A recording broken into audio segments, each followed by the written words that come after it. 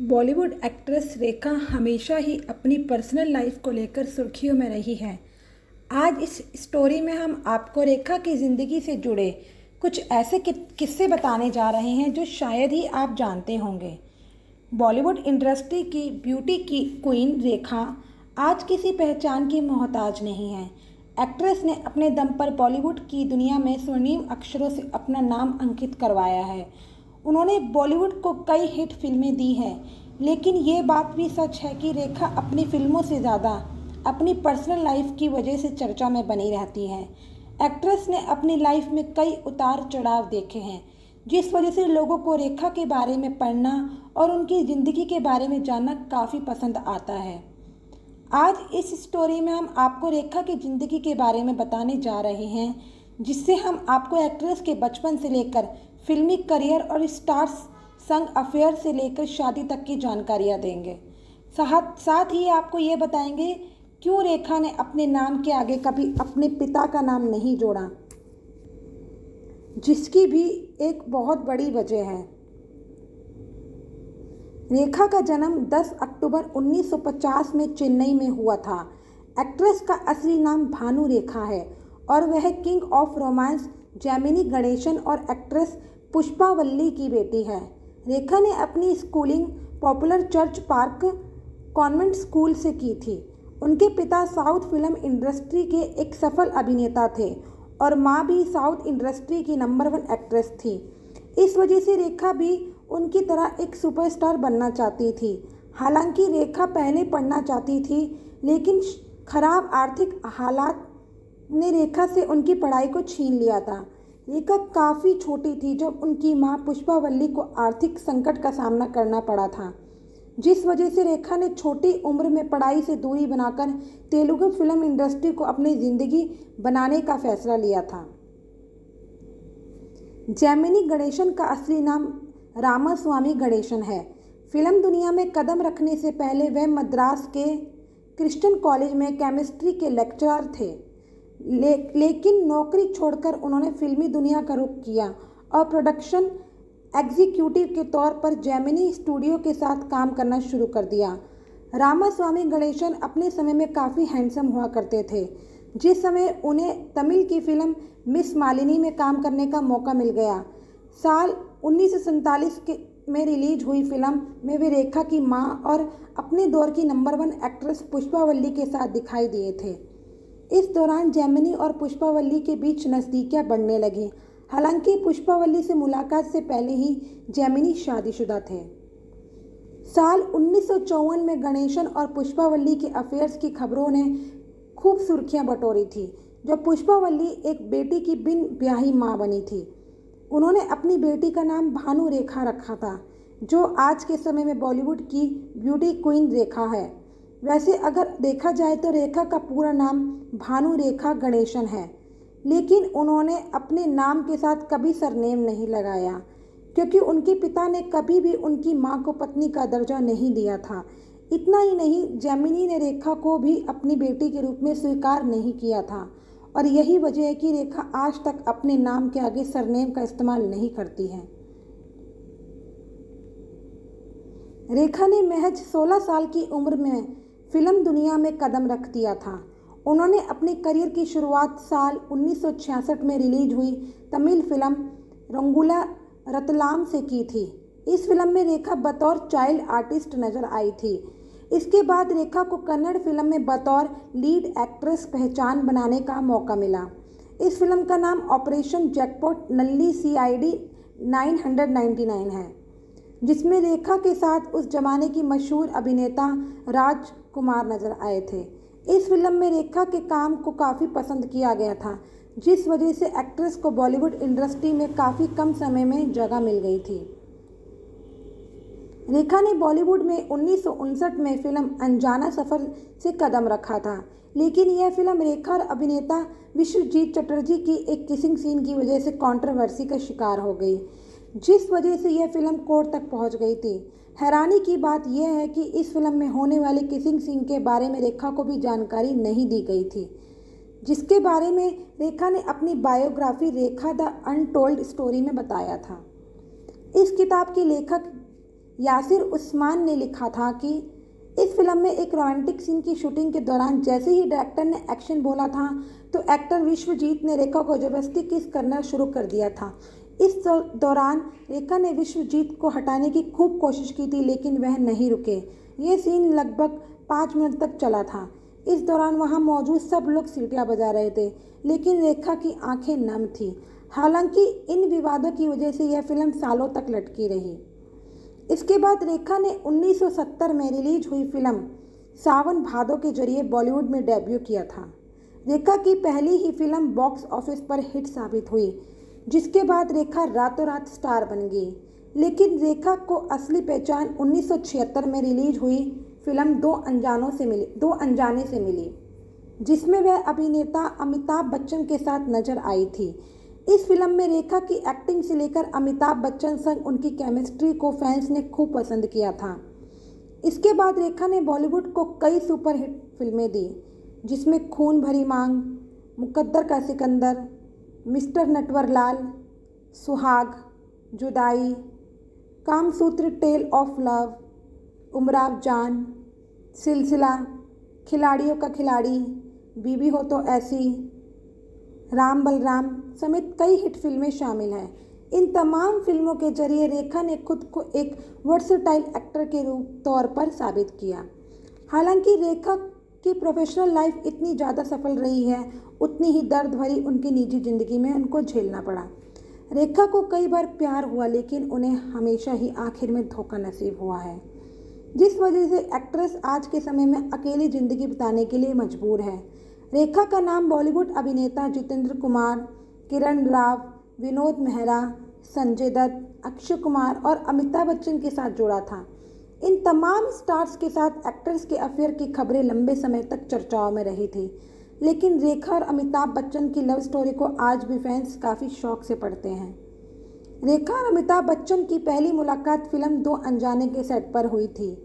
यहीं से दोनों की दोस्ती हुई और दोस्ती धीरे धीरे प्यार में बदल गई। लेकिन दिलचस्प बात तो यह है, जब रेखा अमिताभ बच्चन एक दूसरे के करीब आने लगे थे, तब अमिताभ बच्चन पहले से ही शादीशुदा थे। उनकी शादी 1973 में जया बहादुरी से हुई थी, जिस वजह से अमिताभ और रेखा की लव लाइफ कंट्रोवर्सी का शिकार हो गई थी। हालांकि कुछ समय बाद रेखा और अमिताभ बच्चन को हमेशा हमेशा के लिए अलग होना पड़ा, जिस वजह से दोनों की ये लव स्टोरी अधूरी रह गई। रेखा की शादी बिजनेसमैन मुकेश अग्रवाल से हुई, लेकिन दावा किया जाता है कि रेखा ने पहली शादी विनोद मेहरा के साथ की थी। 80 के दशक में दोनों ही एक दूसरे के प्यार में पूरी तरह पागल थे, जिस वजह से रेखा और विनोद मेहरा की दुनिया की नज़रों से छुपाकर शादी कर ली थी। रिपोर्ट्स के मुताबिक शादी के बाद जब विनोद मेहरा अपनी वाइफ रेखा को घर लेकर गए थे, तब एक्टर की मां कमला ने रेखा को अपनी बहू मानने से इनकार कर दिया था। इतना ही नहीं, बेटे की हरकत से मां कमला इतना नाराज़ हो गई थी, वह आगे आकर रेखा को मारने के लिए तैयार थी और इसी वजह से रेखा और विनोद मेहरा की शादी एक दिन भी नहीं चल पाई। दोनों ने एक दूसरे से अलग होने का फैसला ले लिया था। हालांकि रेखा ने हमेशा इन रिपोर्ट्स को झूठा करार दिया है। रेखा ने प्यार के मामले में कई धोखे खाए हैं। ऐसे में एक्ट्रेस पूरी तरह टूट गई थी, जिस वजह से रेखा शादी करके सेटल होना चाहती थी।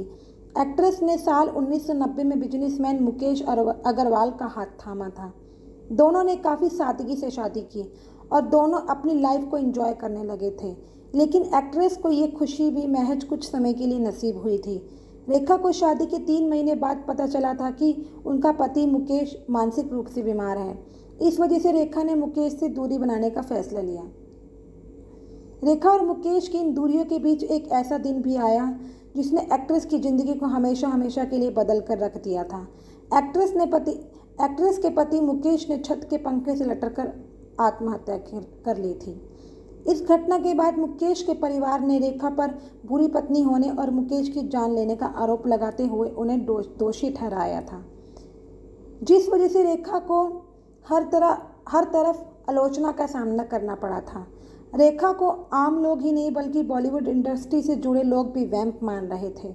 हालांकि इस घटना के बाद भी रेखा ने अपनी हिम्मत कम नहीं होने दी। बेशक एक्ट्रेस का प्यार अधूरा रह गया था, लेकिन रेखा ने खुद को कभी काम से दूर नहीं रखा। इस बात में कोई शक नहीं है कि रेखा आज भी बॉलीवुड की ब्यूटी क्वीन है। बेशक वह फिल्मों में पहले की तरह सक्रिय नहीं है, लेकिन आज भी वह अपनी दमदार लुक से कई अभिनेत्रियों को टक्कर देती है। इसी वजह से लोग भी रेखा के काम और फिल्मों को पसंद करते हैं। रेखा ने अपने 50 सालों के करियर में 180 से ज़्यादा फिल्मों में काम किया है, जिसके लिए एक्ट्रेस को कई अवार्ड से नवाजा गया है। रेखा ने 3 बार फिल्म फेयर अवार्ड, 2 बार बेस्ट एक्ट्रेस अवार्ड और 1 बार बेस्ट सपोर्टिंग एक्ट्रेस अवार्ड को अपने नाम किया है। इसके अलावा रेखा को फिल्म उमराव जान के लिए नेशनल अवार्ड से सम्मानित किया गया और 2010 में उन्हें भारत सरकार की ओर से पद्म श्री सम्मान से नवाजा गया था। रेखा लंबे समय से अपनी फिल्में पर्दे पर नजर नहीं आई हैं, लेकिन फिर भी एक्ट्रेस हर साल करोड़ों पैसे कमाती है। रेखा की ज़्यादातर कमाई ब्रांड एम्बेसडर, इन्वेस्ट की शुभारंभ और स्टोरी ओपनिंग में जाकर होती है। एक इंटरव्यू में रेखा ने अपनी इनकम की बात करते हुए कहा था कि वह अपने पैसों को सोच समझ कर खर्च करती है और उन्हें बचाने की कोशिश करती है। हालांकि ये भी सच है कि रेखा ने लंबे समय तक फिल्मों में लगातार काम किया है, जिस वजह से उनकी टोटल नेट वर्थ करोड़ों में है।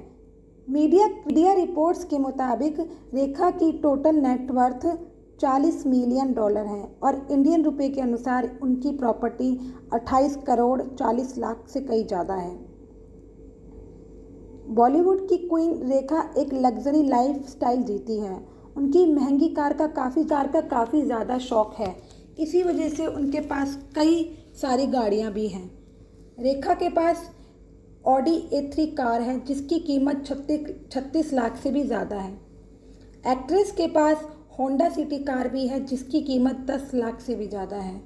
इसके अलावा रेखा के पास BMW से लेकर XUV जैसी कई कारें हैं, जिससे वे अक्सर सफ़र करते हुए स्पॉट होती हैं।